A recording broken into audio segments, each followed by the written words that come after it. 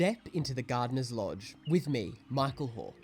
Let's explore the fascinating worlds of gardening, nature and ecology through conversations with experts, thought leaders, passionate enthusiasts and of course, some real good friends. All from the cosy heart of the lodge.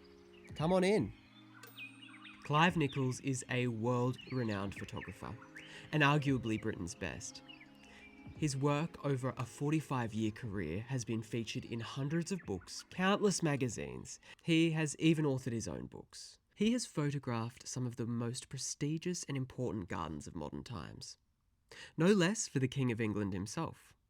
I met Clive at his home in the English countryside on a chilly winter's morning, met by the warmth of a rolling fire and his hospitality. But before we dive deep into this chat, of course, we need to ask Clive our 6 rapid-fire questions. Are you ready? Try me. Favourite plant? Tulip. Favourite way to connect with nature? Go out in the morning first thing into a garden. What is the most beautiful garden or natural landscape that you have visited, or I suppose photographed? Crikey. Maybe Corfu. Now, you're not a gardener, but favourite garden tool? Favourite garden tool? Or even, we'll cheat for you. What's your favourite tool of the trade? Oh, no, I can do favourite garden tool. Perfect. Yeah, the is it Hori Hori? No? Yes, that's mine too. I mean, I'm not a big gardener. If you could be one, plant or animal? Plant. Good. Most people say animal, but I disagree. If you are stuck and looking for the most reliable research on a plant maybe that you photographed, where do you go? For reliable, probably RHS Yep. website, yeah. Clive, I'm fascinated by how you capture gardens. And I'd love to start at the very beginning. Okay. How did you discover photography? How did you find your career in garden photography? Well, believe it or not, I actually went to Reading University and studied human geography there. And it was whilst I was there, actually, that a friend of mine sort of introduced me to photography, like black and white photography. So I started off by taking pictures of my friends and things like that, and then sending them off to the university processing house where they would come back as contact sheets. Yeah. And I didn't know anything about photography at all, so that's how I first picked it up. And when I left university, I wanted to travel. So I actually worked in a restaurant whilst I was at university in Reading. And so I actually learnt to chef quite well. And I travelled quite a lot during the holidays.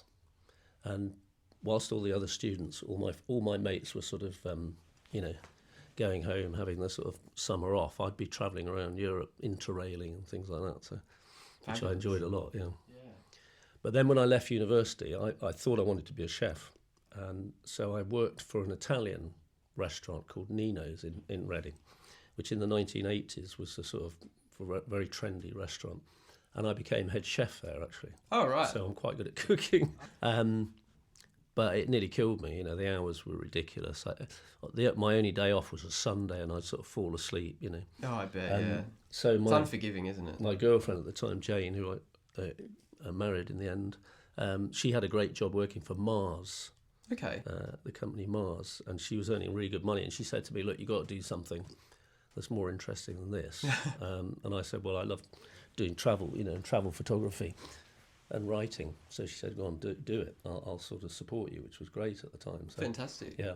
So I started doing travel photography actually, and I got some great trips in the early 1980s. I went to Hong Kong, I went to the Falkland Islands. Okay. Yeah, free trips, press trips, which was great fun, but I couldn't make any money. And I thought, well, if I'm going to do this full time, I need to do something that I'm going to, make a living out of. Yeah. And one day I walked into Smith's, W.H. Smith's. Yeah. And I started looking through the magazines, and I thought, gardening, there's a lot of gardening magazines. And nearly all the sort of women's magazines and things had gardening sections in them. And I thought, of course, okay, yeah. I'll give that a go. I haven't, because I never trained in lighting or anything like that. And in the 1980s, when it was film, you were working with film, not digital. You couldn't really do things like interiors unless you knew how to do lighting. It was all very complicated. So I'd only ever worked outside. So I thought, well, I've got to do something that's outdoor. This gardening looks quite interesting.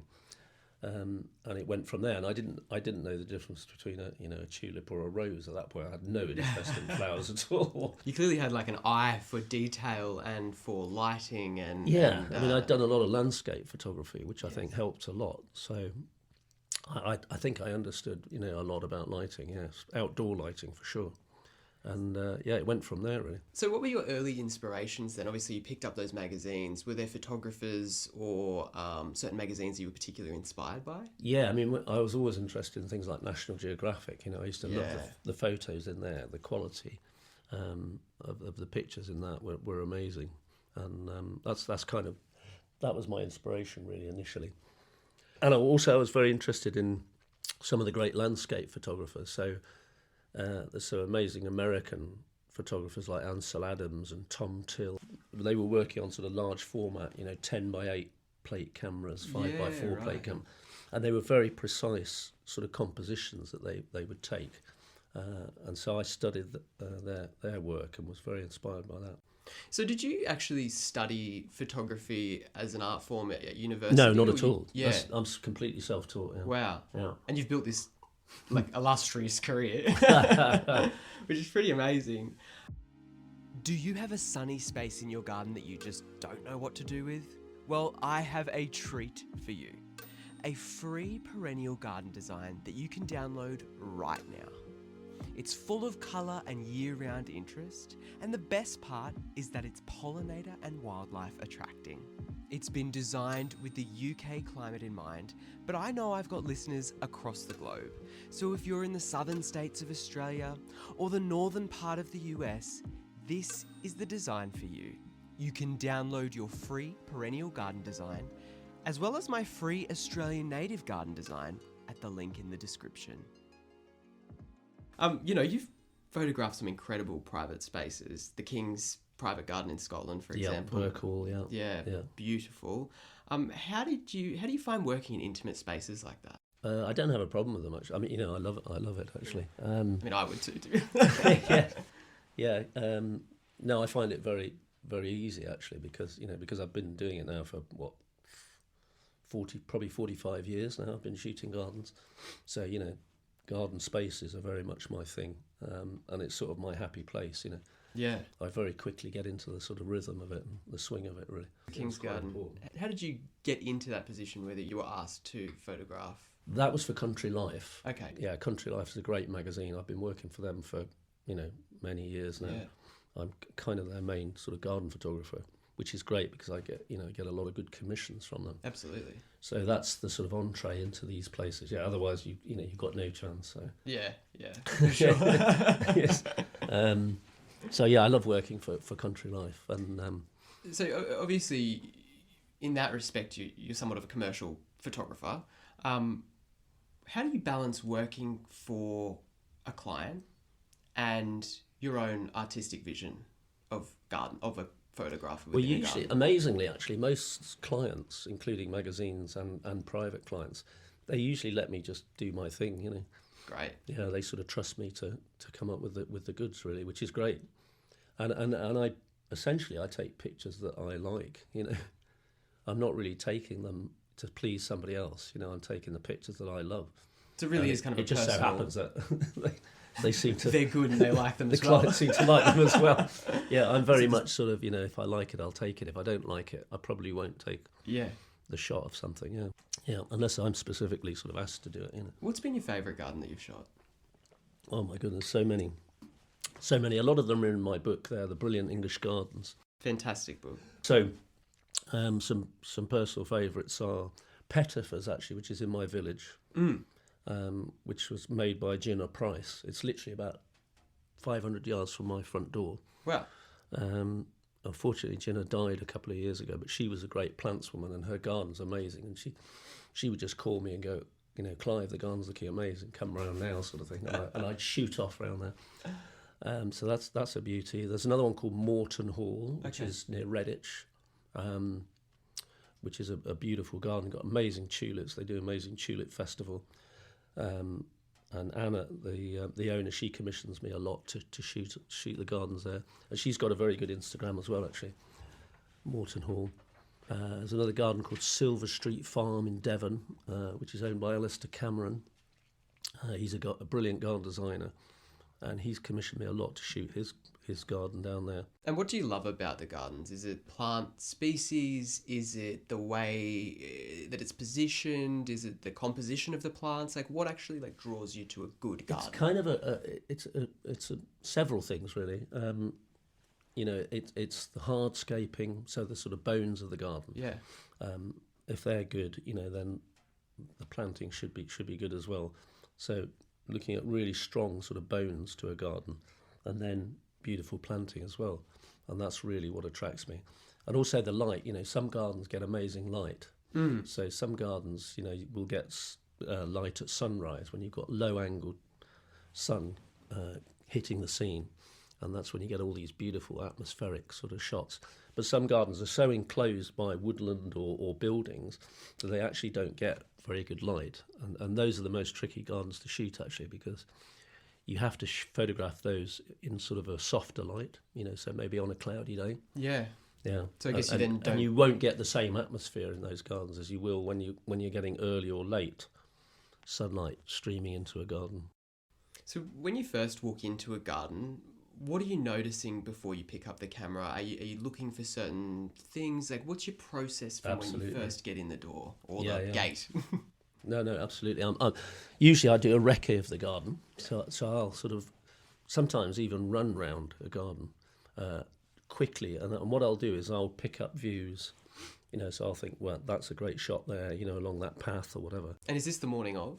Could be in the morning, could be in the evening, could be the middle of the day, Yeah. Sometimes you're going blind into a garden where you've literally got to just take pictures straight away. Other times you can go before you need to, days before or whatever, and have a good recce round. But basically I'm looking at compositions that I can take, and then I'm basically sort of waiting for the right light. When I do actually take them, I'm waiting for the right light to hit that scene or that plant. So I have a pretty good idea of what I'm going to shoot before I actually take the picture. You're actually known for the light in your work, or using light very well in your work. Yeah. Oh, it's absolutely vital. I mean, the light is is the key to all photography, isn't it? But in gardens, it's certainly the essential ingredient. Yeah. And I think a lot of people misread the light. It's very difficult to get the light right, actually. First of all, you've got to find a garden that looks amazing. And then when you've found that garden, you've got to be there at the right time, which, for example, in the summer can be very early, 4:30 in the morning, for example. So sometimes I'll get up at 2:00 in the morning and drive, 50 miles, 100 miles to a garden to get there for dawn. Goodness me. So I'm checking the weather all the time. I'm checking BBC weather forecast, Met Office forecast. And when I see, clear skies and 5 mile an hour winds, for example, that will trigger me to go out and shoot. Yeah, that's it. So you must cancel a fair bit then. All the time, and sort of switching dates, so you'll fix a date, say, like the 20th of May or something, and then, it's raining, so you can't do anything. You have to just wait and then go the day that's good, So Yeah. Interesting. It's a nightmare, actually. Yeah, it is a bit of a nightmare, yeah. And I was just thinking about you've got to be poor Hort team at the gardens going, no, it's looking good now though, and Absolutely, yeah. You've got to be you've got to be in the right place at the right time. Yeah. That's the secret, really. So your photos feel absolutely alive and enchanting. How much of is it creative process versus careful planning? I think the planning is very important. Yeah. Because if you get the weather right, and you get it, and then you're in the right place at the right time, then you're going to get some great shots. But obviously you've got to read the light as well.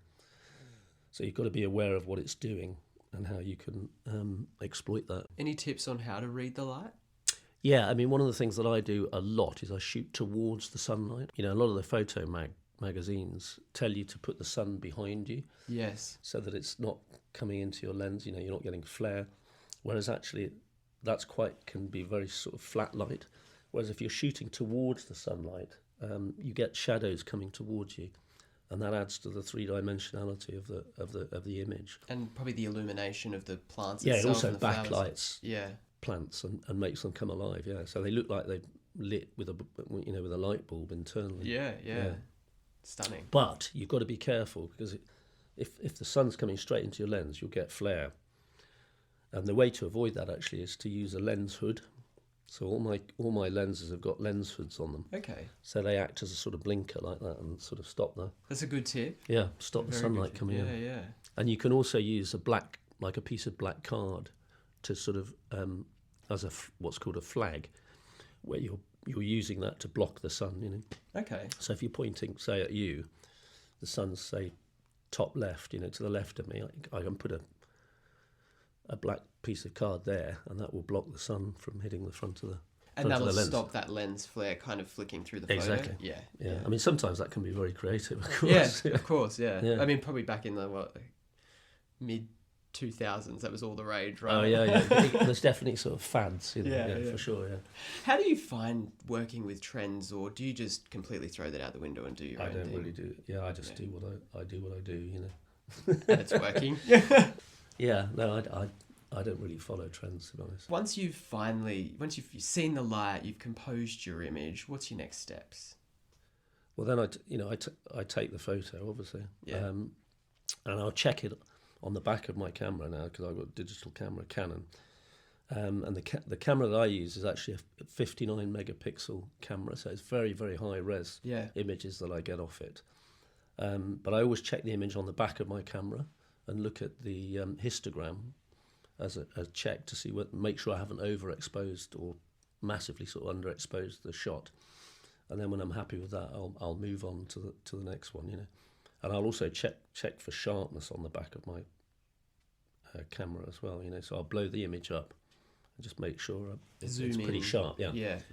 Yeah, because you can zoom in nicely now. Do gardens reveal themselves slowly, or do you kind of like stalk through the garden, like prey almost, looking for the right light, changing your kind of positions at a whim because something's changed within the environment? Yeah, or I would say far more controlled? I'm like a predator going through the garden. Like a tiger. No, definitely like a tiger, sneaking around, looking, thinking where the light's going to come next, getting in position.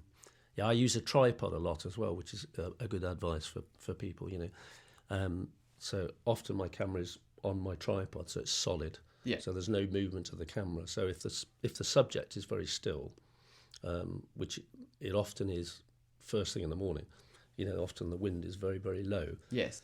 In those sort of situations, once my camera's on the tripod, I can shoot at any aperture because it doesn't matter about the shutter speed because things will still be recorded nice and sharp. So I'm using my tripod, which is a very big, heavy tripod, actually. So it keeps me fit doing that. But I'll sneak around the garden. And my approach normally is to take the wider angle shots, so the big garden scenes first. Mm-hmm. And then when I'm sort of happy I've got those, I'll then probably move in and do, close-ups of flowers and things like that. Detail kind of thing, yeah. But I'll try and capture the sort of whole garden if I can. And quite often on a sunny morning, for example, in the summer, you probably only got an hour, we call it the golden hour. Yes. You probably only got an hour of good light before the sun is too strong. So you've got to work quite fast. You've got 1 hour maybe to capture a garden and then maybe again in the evening, the last hour and a half in the evening. Would you say you prefer the evening or the morning? I think the mornings are best, particularly in the UK because you get the dewdrops, the cobwebs. There's more atmosphere in the morning.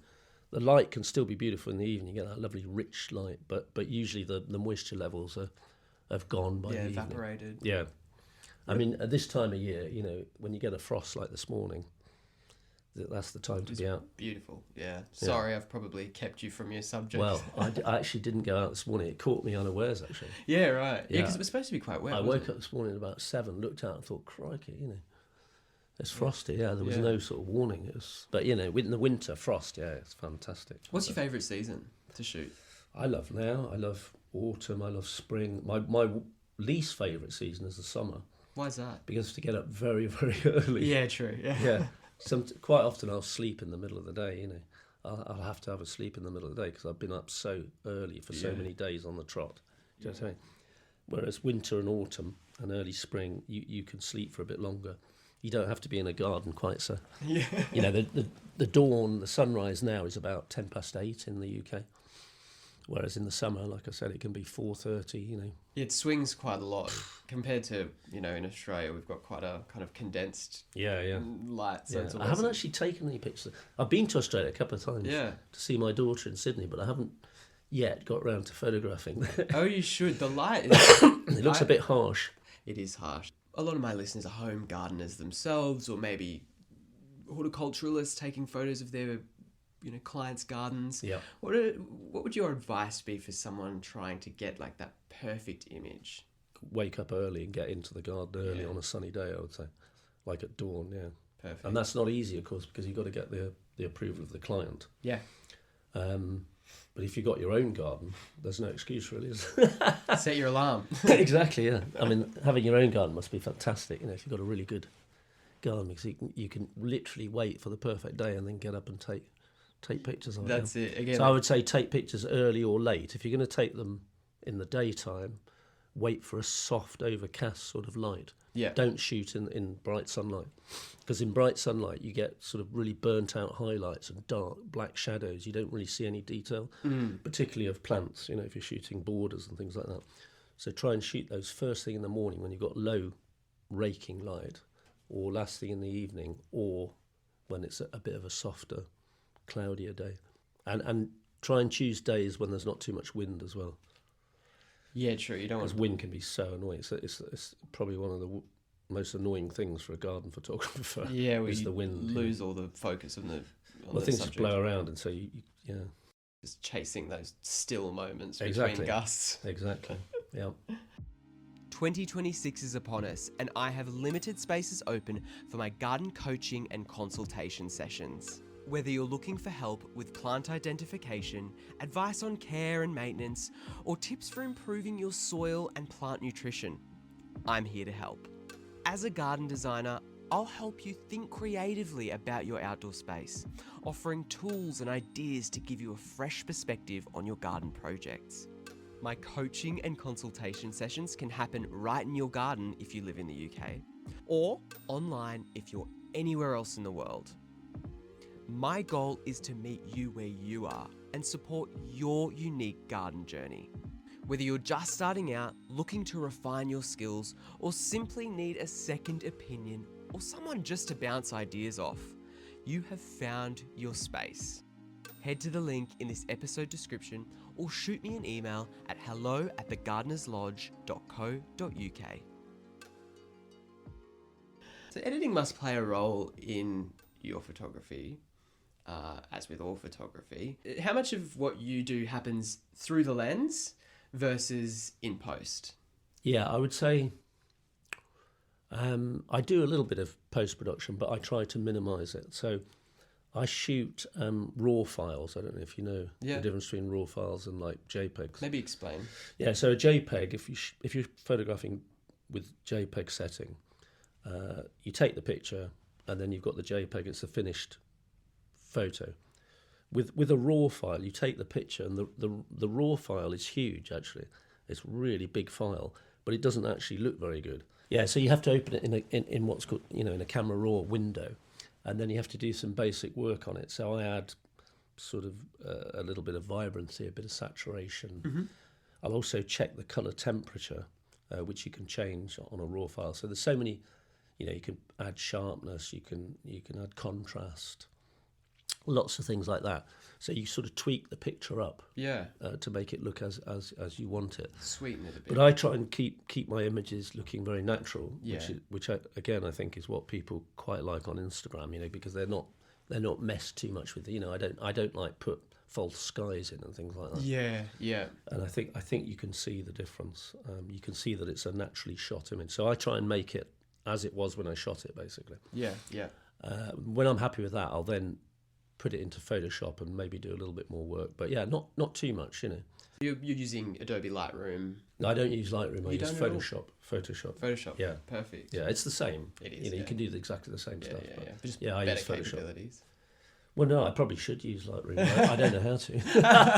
But I've got a techie guy called Stephen, and he's always trying to get me onto Lightroom. He's like, you got to learn this. It's easy. Yeah. And I'm like, no, I'm happy to stay on, because I'm not very technical actually. and I'm self-taught. I have to learn everything by rote. Well, that's an interesting I point. can't actually. intuitively learn something. I have to be shown it, absolutely, sort of, step by step. Practical learning. Yeah. Yeah.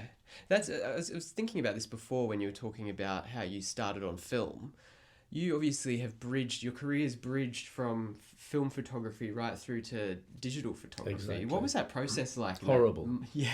Yeah, when digital first came out, it was literally horrible. I nearly gave up. Really? Yeah, because everybody was pushing for digital, and the quality was terrible. Yeah. So, the shots that I was taking on film were way better than the digital ones. I mean, the first camera that I had, that Canon actually gave me, was a 10 megapixel camera. It was awful. God. Yeah. It's worse than an iPhone now, Yeah, okay.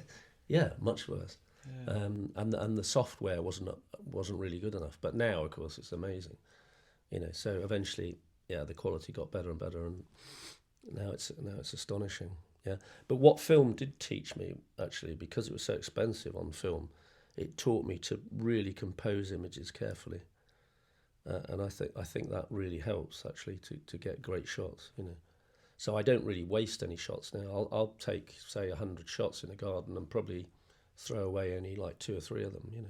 Really? Yeah. Whereas some people take thousands of shots and edit them out. Edit them down. Yeah. I definitely do that. Yeah, I'm very precise. I'll take a shot and I'll be happy with it and move to the next one. This is why you're the professional, Yeah. Your career has now led you into being the lead judge of the International Garden Photographer of the Year competition. IG Potty, yeah. And the Royal Horticultural Society's Garden Photographer of the Year competition. I was before, yeah, not so much. Not now? Not now, no. What do you see that others miss in photos? Or what don't I see that others see? Yeah, there you go. Well, for IG Potty, I only judge the garden scenes, which I think is my thing, really. Okay. Yeah. So I think they trust me to, judge a great garden shot, if you like. Yeah. What are some common mistakes that you would see within photos through those competitions that you kind of will immediately go, not today, I think the misjudgment of light, like you said. Yeah. They're just not that interesting. Maybe quite flat. Yeah. And also probably composition as well. Probably not quite there. Maybe they've included something in the shot that might detract from the actual image. Yeah. Yeah, it's amazing how many shots you see with the sort of an ugly bench in the corner, or Oh, true. a sort of tree that's dead or something. Yeah. Yeah, you've got to be very careful, particularly with garden shots. Everything's got to be perfect, really. Well, that brings me, I suppose, to a conversation that we had before we started recording about AI. I mean, you obviously wouldn't use AI in your own work, but a lot of photographers would, to remove things like the ugly bench or the... Well, I would, to do tight little bits, So if there was a label or something, I would get rid of it. But, yes. I wouldn't be removing benches. It doesn't sit aesthetically with me, that. How do you see AI affecting the photography industry, particularly garden photography industry, moving forward? I don't think it's going to affect sort of magazine photography, No. Because I think people want integrity there. They want it shot as it is. So I can't really see it affecting that. I can see it affecting designers because I think they will use it to show what a garden will look like. So I've seen some amazing renders that look almost they almost look too real. Actually, too real. They look exactly. too good. But I'm sure for designers, it will be a great tool. It will be a great tool because you can show clients how the garden's going to look. But, if I'm going out photographing somewhere that nobody's ever been, a lot of the gardens I shoot are private gardens that have never been photographed by anybody. So you can't really, I don't see how you can AI those. And there's no value in doing that anyway. No. I don't think that's going to change much. When we first came in, I met Jules, your PA, and she was mentioning, she said she does a lot of your social media and whatnot. And she was mentioning that people just love your photography, particularly this time of year, and it really pops off this time of year because people need that connection and a longing for that connection to nature. Yeah. How important is Instagram and social media to your photography business? Very important, yeah. I mean, a lot of the commissions that I get come from Instagram, Yeah. Requests from Instagram, yeah, definitely. Yeah, I mean, having a big following, I think, helps a lot, yeah. Yeah, it's so important these days, isn't it? Oh, absolutely, yeah. I think way more than a good website, for example. Yeah. Yeah. Well, it's based for photography. It's your portfolio, isn't it? Exactly. Yeah. No one's. But we don't really do Facebook or anything. We just do Instagram. Yeah. Because I can't cope with all that sort of multiple channels. You know. Yeah.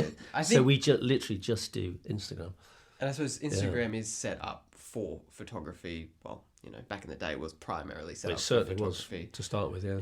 Yeah. Things have changed a little bit now. Changed a little bit. Do you find that with your social media that you not chase trends, but as photography has taken a little bit more of a back seat to the quote unquote algorithm, are you finding that you're now having to kind of reinvent the way that you capture eyeballs on your social media?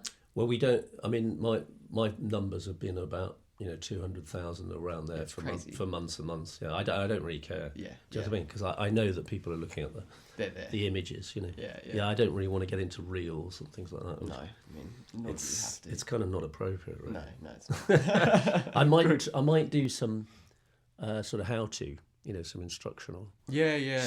Well, you do masterclasses and talk publicly. I do. So I'm hopefully doing one in March with John Massey at Ashwood Garden Nurseries in Worcestershire, and then I'm doing another one for the RHS at Wisley, which always goes down well. That's always sort of booked up straight away. Beautiful, yeah. Yeah. So I enjoy doing the masterclasses. Yeah. I've also got an online course as well. With learning with experts, they've got an online course that you can do, so that's quite useful. Listeners can find that through your Instagram or through your website? Through the website, yeah. Or George. 45 years of shoots. Yeah. What has been your ultimate project? What's been your favourite? I think the Birkhall one is pretty close. Yeah. I was lucky enough to photograph David Beckham's garden earlier this year, which was quite nice. Really? Yeah. Lovely. What's his garden like? I can't really say. Okay. I had to sign an NDA, so I can't really talk about it. So that was for the family privately. But that was great. No, it was for Country Life actually. So okay, cool. It was great fun. But I love going abroad as well. Yeah. I mean, I travel with my partner Annette, and we photograph and write about gardens in Mallorca and Ibiza, and we've just come back from Morocco, which was fantastic. Oh, lovely. I love photographing there. Yeah, so we're doing a new book called Dream Gardens, actually, which is going to be beautiful. Probably be out either next Christmas or the following spring. I'll look forward to purchasing it. Dream Gardens, yeah. Most of the gardens are in Europe or North Africa. So it's quite nice. What has photography taught you about life, patience, time? That's a good question. That's an interesting question, actually. Well, I mean, I'm a very sort of happy person. I'm always looking for the beauty, rather than sort of looking at bad things. So gardens are definitely full of beauty, and gorgeousness, if you like. Yeah. So it suits my sort of personality. Yeah.